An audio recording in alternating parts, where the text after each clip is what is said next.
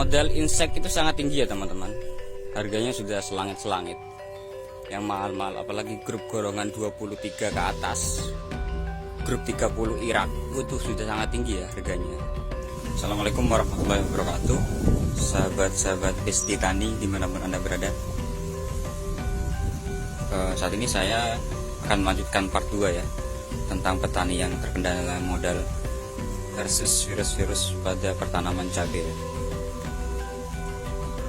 Teman, sahabat-sahabat Besti Tani, untuk yang pertama ya, supaya tanaman yang terserang 80% ini terserang 3 serangkai trips, tungau dan pervirusan ya, menyebabkan virus-virus di tanaman cabai. Pertama adalah alihkan fokus ya. Alihkan fokus teman-teman dari membunuh, dari kecenderungan untuk membunuh trips, kutu kebul dan tungau, artinya memakai insektisida. Beralihkan fokus untuk menggunakan nutrisi atas atau via spray atau foliar ya.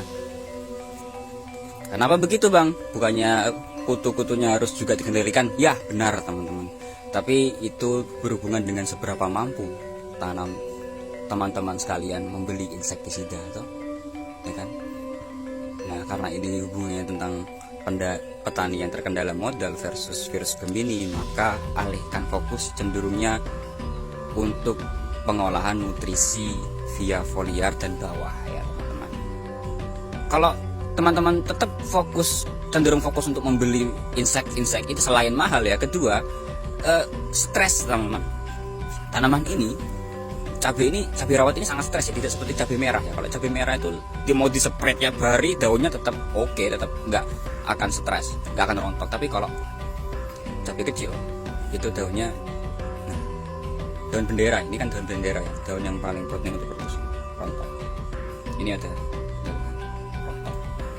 Kalau cenderung main insek fungi saja teman-teman dan rotasinya terlalu rutin, maka daun-daun ini akan stres, kaku, dan kemudian hari akan rontok. Nah, ini kan sudah mulai lentur ya, karena kita batasi penggunaan insek itu, kita batasi.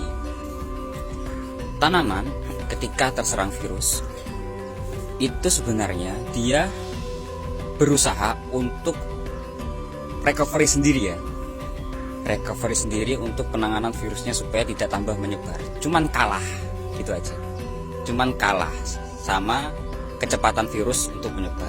Tanaman itu mempunyai sistem untuk membuat tubuhnya itu recovery sendiri, cuman kalah oleh kecepatan replikasi dari virus Gemini atau Bigomivirus ya. Seperti itu. Jadi energinya itu dipakai terus-terusan hanya untuk recovery, tidak untuk produksi. Seperti itu.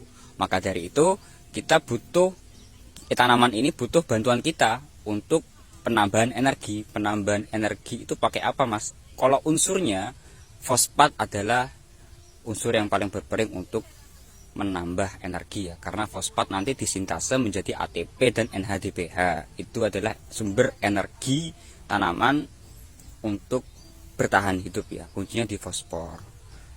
Cuman kita harus main atas teman-teman, karena tanaman yang sedang memakai energinya sendiri buat recovery itu butuh cepat ya, maka kita spray dengan fosfat yang siap larut, siap terserap begitu. Kan akhirnya tanaman mendapat energi tambahan nih dari fosfat. Cuman fosfat itu kebanyakan walaupun larut air, dia kemampuan penetrasinya itu kurang di kutikula atau stomata daun. Maka dari itu kita harus butuh agen untuk bisa penetrasi lebih cepat fosfatnya. Apa itu? Ya, asam amino. Oke, tapi butuhnya sedikit teman-teman. Kalau kebanyakan cenderung bisa efeknya seperti doping, seperti hormon. Ketika tanaman itu sudah memakai energi yang kita bantu dari via spray dan asam amino penetrasinya bagus, maka kita dorong juga dengan kalsium teman-teman. Apa fungsi kalsium?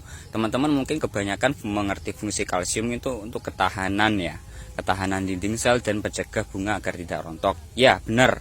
Itu tidak salah, teman-teman. Tapi tujuan kita di sini terkhusus tanaman yang ingin recovery dari perserangan virus ya. Tujuan kita adalah penambahan kalsium itu untuk memacu titik-titik tumbuh agar yang kerdil-kerdil ini tetap tumbuh ke atas. Nah, ini kan keriting parah, daunnya kerdil, tapi tetap mau tumbuh. Kuncinya ada di kalsium, teman-teman. Kalsiumnya tentu harus kita pakai kalsium yang larut air. Di sini kita pakai bebas ya. Bisa pakai Calderon, itu kalsium plus boron. Penetrasinya tidak perlu tambahan asam amino lagi, atau pakai kalsium nitrat CNG atau kalnit ya. Itu sebanyak 2 sendok saja, tidak lebih dari 2 sendok. Karena kita tidak ingin penyerapan fosfat itu terganggu dengan penyerapan kalsium. Ya, teman-teman, jadi harus ditaker, tidak asal masukkan tangki gitu ya, tidak asal seperti itu, harus ditaker dan dimengerti setiap kita aplikasi itu tujuannya buat apa. Untuk sesi kedua kita lanjut di pola pemupukan bawah ya. Oke, itu juga tidak kalah penting sehingga tanaman ini akarnya tidak stres dan tetap terkendali, titik tumbuhnya tetap terpacu dan tetap produksi ya.